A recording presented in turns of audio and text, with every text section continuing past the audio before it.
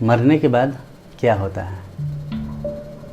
ये सवाल अगर आप मुझसे पूछेंगे तो मैं कहूँगा कि अगर आप हिंदू हैं तो आपको जला दिया जाएगा और मुस्लिम हैं तो आपको दफना दिया जाएगा। मगर दुनिया के 99% लोग इस जवाब से संतुष्ट नहीं होंगे, क्योंकि अधिकतर लोग मृत्यु के बाद के जीवन की कल्पना करते हैं। लेकिन ऐसा क्यों? खैर, जो भी इन सवालों का जवाब है, आइए जानने की कोशिश करते हैं आज के इस एपिसोड में। मैं हूं आपका दोस्त परिहार और आप देख रहे हैं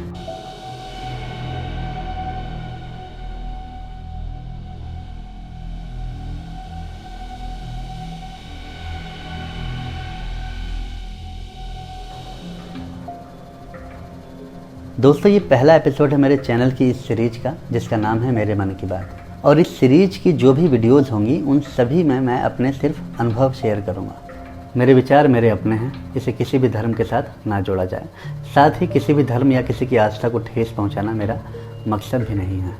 लेकिन मेरे मन में कुछ सवाल थे जिनकी तलाश मुझे वर्षों से थी, और अब जब मुझे उन सवालों के जवाब मिले हैं तो सोचा मैं आपसे भी शेयर करूं, और आगे भी करूंगा, ठीक वैसे ही जैसे कि आज का ये एपिसोड, जिसका सवाल है कि मरने के बाद क्या होता है। दोस्तों, एक शायर थे गालिब, उन्होंने एक शेर लिखा था कि मरने के बाद खुदा मिलता है। इस लाइन को सुनते ही दिल खुश और मरने का डर भी खत्म हो जाता है, क्योंकि जब मरने के बाद खुदा मिलेगा तो फिर डर कैसा। लेकिन इसकी अगली लाइन आपको डरा सकती है, जो कि है दिल लगाने का अच्छा बहाना है। यानी कि मरने के बाद खुदा मिलता है, दिल लगाने का अच्छा बहाना है। लेकिन गालिब ने ऐसा क्यों लिखा मुझे पता नहीं, लेकिन वो ज़रूर जानते होंगे कि लोग मरने के बाद के जीवन की चर्चा करते हैं, साथ ही स्वर्ग, नर्क और जन्नत दोजख जैसे कॉन्सेप्ट की कल्पना भी करते हैं। लेकिन क्यों? अगर आप मुझसे पूछेंगे तो मैं कहूँगा कि शायद इसलिए ताकि मौत के डर को थोड़ा सा कम किया जा सके। इसके अलावा कोई दूसरा कारण मुझे समझ में नहीं आता है। और ये बात मैं इसलिए कह रहा हूँ क्योंकि मेरे जीवन में एक समय ऐसा आया था जब मैं मरने से बहुत डरने लगा था। हालांकि मरने का डर आज भी है। आज भी कोई दिन ऐसा नहीं होता जिस दिन मैं ये ना सोचूं कि मरने के बाद आखिर क्या होता है। लेकिन इसका जवाब बताएगा कौन? क्योंकि इसका जवाब तो मरने वाला ही अच्छा दे सकता है। लेकिन जो मर गया वो अब जवाब देगा कैसे?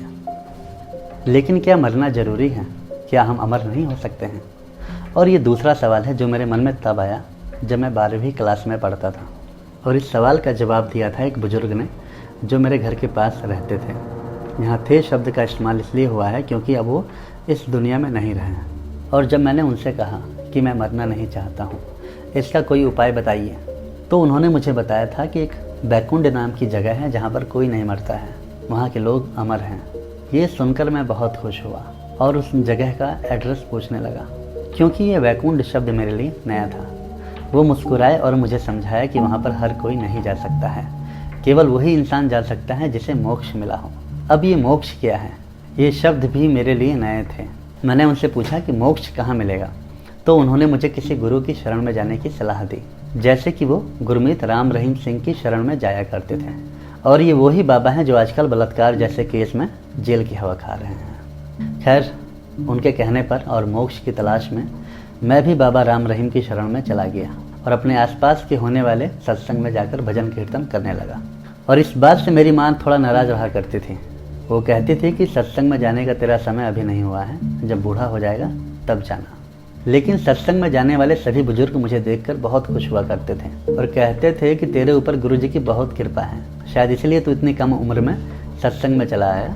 फिर मैं भी जोर से धन धन सदगुरु का नारा लगा दिया करता था, जो कि उनके सत्संग का मुख्य नारा हुआ करता था। धन धन सदगुरु तेरा ही आसरा।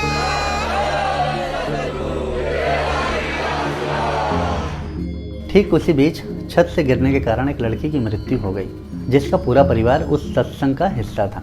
मैंने लोगों से पूछा कि गुरुजी ने उसे बचाया क्यों नहीं, क्योंकि उसका तो पूरा परिवार उस सत्संग का हिस्सा था। तो इसका जवाब किसी के पास नहीं था।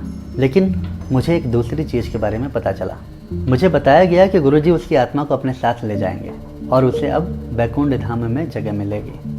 बैकुंठ धाम का नाम सुनते ही मुझे थोड़ी सी राहत मिली, लेकिन जब मुझे पता चला कि बैकुंठ धाम जाने के लिए भी मरना पड़ेगा तो मेरे होश उड़ गए। मैं वापस उस बुजुर्ग के पास गया और पूछा कि कोई ऐसा उपाय बताओ ताकि हम बैकुंठ बिना मरे जा सके।